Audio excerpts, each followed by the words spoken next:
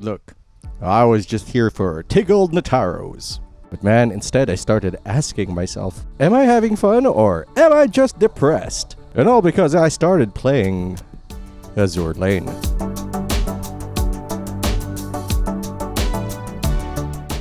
Yeah, it's a mobile game, but we'll get to that in a second. The game itself is simple. You get ships and then you move them around in bullet hell. And that's pretty much all you do. Move them around and maybe click your cooldowns when they're off. I mean, you can aim them, I guess. But then, something strange happened. Later on in the game, like 3 missions in, they just give you the ability to auto-battle. You don't even have to do anything, you just have to do the managerial part. And now it's like TFT, which I love, so that's what you do. Or at least that's what I do. I play it like an auto-battler. I play it like teamfight tactics. You buy stuff, you manage them, you trade them, you set them up for success, man. And then you watch them smash other ships, which you can also do in some disgusting sites I would never be caught in. Anyway, I opened up a Bismarck, and they give you Enterprise for free, and most battles end up with me outside vaping while Bismarck and Enterprise decide when it's time to smash things to bits. That's how I play it. My gameplay is about waiting for them to lose patience and solve the problem for me like an all-powerful ship mommy. An all-powerful ship mommy you can marry. All-powerful ship mommies who are non-monogamous and you can marry. But see, here's where it gets a little wild. I was here expecting to go Nataros and instead, I run into an approximation of World War II. I say approximation because it's based on World War II the same way my grip on sanity is tenuous and fueled by medication. And these are not ships represented as women, they are ship girls. That's the official term. They are each a collective consciousness, the idea of a ship made manifest, and they have cup sizes. And I need to get my sippy cup full of wine because come on, man, I have to keep talking about this. Okay. So, it's World War II kinda, and this ship game you think is anime, and then they hit you with Pearl Harbor. And it's not like applause sign funny. It's like ships that came out together or were built together or have the same design are sisters. And this being World War II, some of them die. And it's given the gravitas that a doctor gives you when they have to tell you, hey, we found something in your colon. Oh, is it a voucher for a 3-piece pan chicken at Pancake House? No, it's cancer. And I would have found it entirely emotionally taxing, or at least I would have if I hadn't cracked a ship that died and she was sitting in my harbor like, hey, wanna go blow up some ships? Oh yeah, spoilers for World War II, I guess. And despite the aneurysm-inducing concept, that's not where they got me. Azur Lane is really wild to me because there's so much to do. Now, forgive me if I sound like I've been on my computer too much, but I haven't really gotten into mobile games. The only other mobile experience I really ever had was FGO, which is its own binge drinking episode. But man, Azur Lane has gameplay, it has things to do, it's got PvP, it's got raids, it's got guilds so you can go on some raids, it's got crafting, it's got base building, Jesus. And then there's what you can do with fleets. Each fleet has 6 ships, and each one can equip different gear with different traits, and forgive me because the fact that it has gameplay isn't the wild part. The wild part is, it doesn't really matter at some point.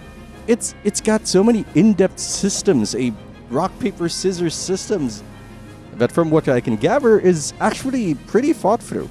I'm sure people have optimized it the same way people can optimize making an omelet, but dude, I don't think it matters. I just give them the best gear they can handle regardless of minutiae. Give them a panda ass and fill them up with custom oil and send them to blow the other guy up. So the wildest thing for me really is that I'm still playing it.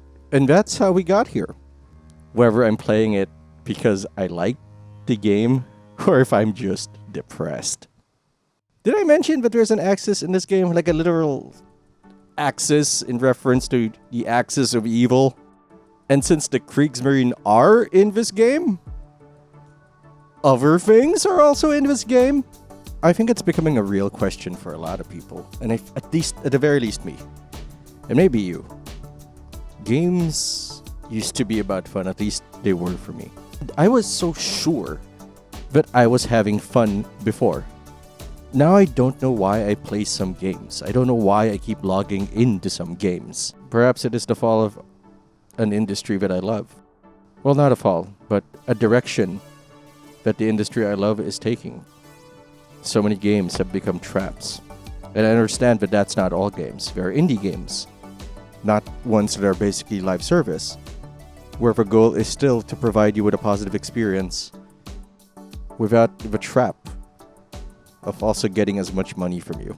And not necessarily in trade for an equal value, but because we are trapped in psychological tricks in a world that feels like it's becoming more hostile by the day. Anyway, so yeah, that's my experience with Azur Lane, and it's wild. Give it a shot, man, or don't. But if you do, we both know why you will. It's because of the TIG Notaros. It's available on most mobile devices, but if you want to play it on PC so you can get high-res graphics, or just because you're more comfortable in front of a computer, I recommend BlueStacks. Near as I can figure, that's not breaking any terms and conditions, so have at it. Thanks for watching. I've been a little tired lately. Life has gotten a little bit busy, but I'm going to start ramping up. I think it'll be an exciting ride, and I hope you're there for it. Thanks for watching. If you enjoyed it, subscribe. I am Patinator, and not only will I see you later, I will probably stretch this video to 8 minutes because that's what YouTube wants.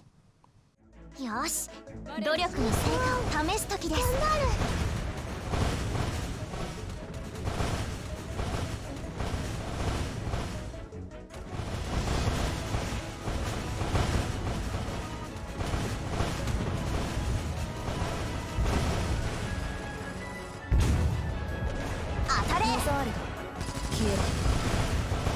メゾール、自由のために。ユニコーン、頑張る。自由のために。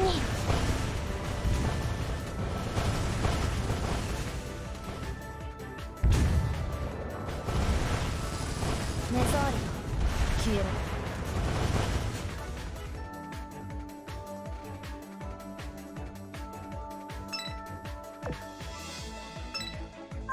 ユニオンの最初の特技。弱い者ならこの栄誉に喜ぶかもしれないが。